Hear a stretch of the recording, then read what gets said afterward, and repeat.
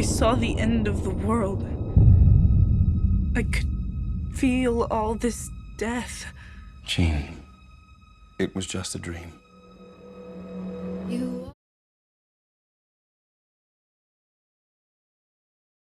How's it going, everybody? Today I'm going to be reviewing the third film in the kind of rebooted timeline, X-Men Apocalypse, directed by Bryan Singer, starring all your favorites plus some new cast members along the way. Now I'm going to tell you guys up front, this will be my last review for a couple weeks here, going on vacation to Europe, so just don't be worried, that's why I'm not posting anymore, but let's get into the review. So X-Men Apocalypse is basically a sequel to Days of Future Past, and this takes place in the 80s this time, where this mythical being Apocalypse comes back and wreaks havoc on Earth, and the X-Men gotta fight him off.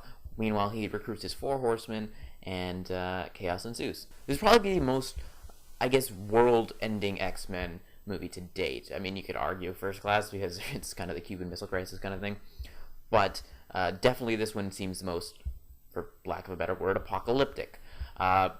Which I enjoyed with it. It raises the stakes and it keeps you interested in the film. There's a lot to like about it. I loved Oscar Isaac's portrayal of Apocalypse. He was menacing, very intimidating.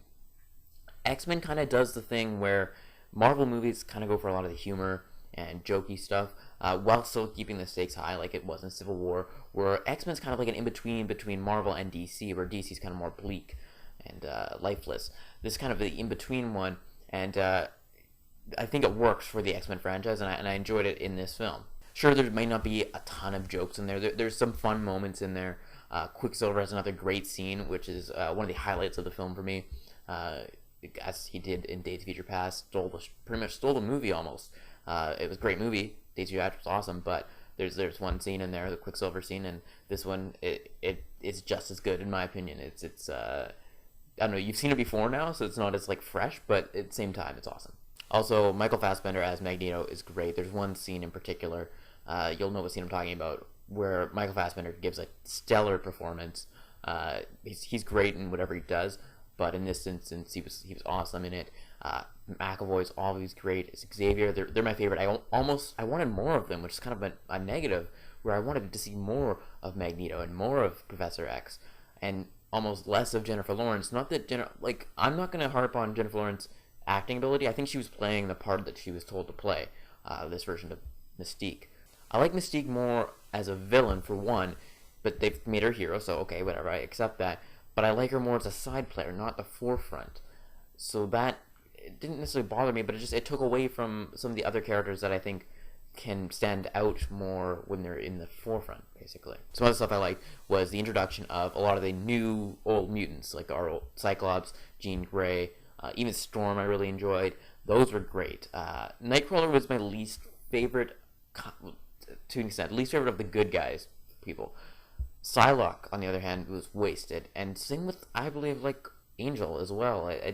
I didn't connect with those characters nearly as much. It seemed like once Magneto his storyline came into play, the other mutants kind of took a back seat. Also, forgot to mention, right at the very beginning, it opens up with a great scene in ancient Egypt, and it was awesome. It had me hooked in right from the get-go, so I enjoyed that.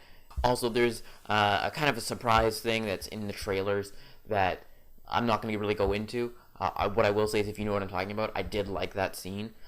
If you don't know what I'm talking about, then I recommend don't watch the trailer if you're already going to go see this movie, because especially the last trailer, the third trailer, whatever it was, final trailer, just because it kind of gives away something, and I wish I kind of hadn't seen it, but at the same time, I saw when this thing was going to happen, I saw it kind of coming. But when the scene happened, I enjoyed it. I really liked that.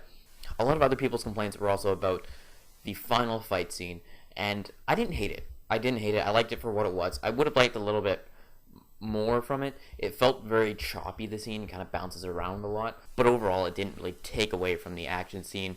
I liked how it ended. There's some cool stuff that happens with the ending that I really enjoyed. But yeah, overall, I enjoyed the movie. It's not perfect by any means. I would have liked more from the things I liked, like Apocalypse and Xavier and Fassbender. I would want less of Mystique. Not that I hate her, but I just want her more as a side character. I liked a lot of the new cast, especially Sophie Turner's Jean Grey and Ty Sheridan's Cyclops. They were great. Nightcrawler kind of won me over by the end, but I didn't like him to begin with. And Psylocke and Angel just felt a little wasted. But there's a lot to like. Like I said, there's a lot to like. So for all those reasons alone, I give a movie rating of a 7.5 out of 10.